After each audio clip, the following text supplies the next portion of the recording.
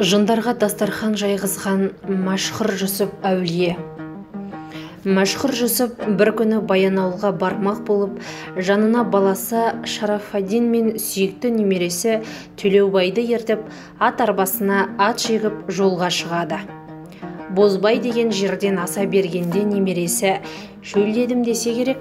Сонда Мәшһүр Жүсіп: алдымызда тұрған бір үйге барайық, сонда сендерді бір ауқаттандырып алайын деп өзі бастап бір иесіз үйге алып келеді.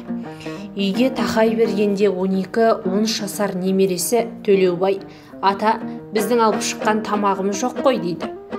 Қазір не көрсеңдер де үндемеңдер, ештеңе сұрамаңдар, асықпай әлденіп алып сапарымызды жалғастырамыз деп Мәшһүр Жүсіп төбесі құлаған 2 бөлмелі үйге алып келеді. Өзі бірінші кіріп жерге жайғасып отырады. Атын байлап, соңынан балалары да кіреді. Сол уақытта атамыз бір дұғаны оқи бастайды. Кенет өзінен өзі алдына дастархан жайылады. Ұстап келе жатқан тірі жан көрінбесе де, ет салынған табақ, түрлі түсті тағамдарға толы ыдыстар келіп дастарханға қойылады. Атамыз жақсы көретін өрік мейіз де бар. Шай құйылған кеселер келіп, босаған ыдыстар жоғары көтеріліп, ауамен қалқып, есіктен шығып кете береді.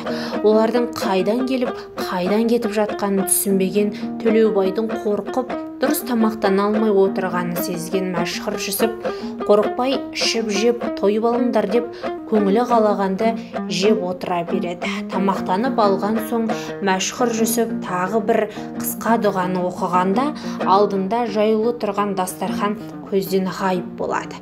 Мәшһүр Жүсіп балаларын ертіп жолға шығады. Жолшыбай: жаңа ештеңе ұқпаған боларсыңдар, бізді тамақтандырған жын перілер ғой дейді.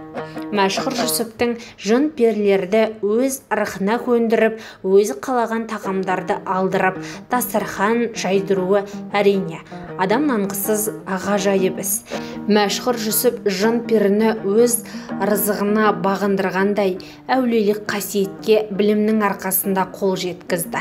Пайғамбарымыз періштелер нұрдан жаралған, жындар от жалынан жаралған, ал адамдар болса өздерінің Құранда түсіндірілген нәрседен жаралған деген. Мәшһүр Жүсіптің өмірбаяны қызыққа толы болған. Бахарада Мәшһүр Жүсіп шығыс медицинасымен және адамзаттың санасы жете бермейтін тылсым күштердің әлемімен әуестенген. Ақпарат мәдениет порталынан алынды. Оқыған Ғалбият Нұрзат.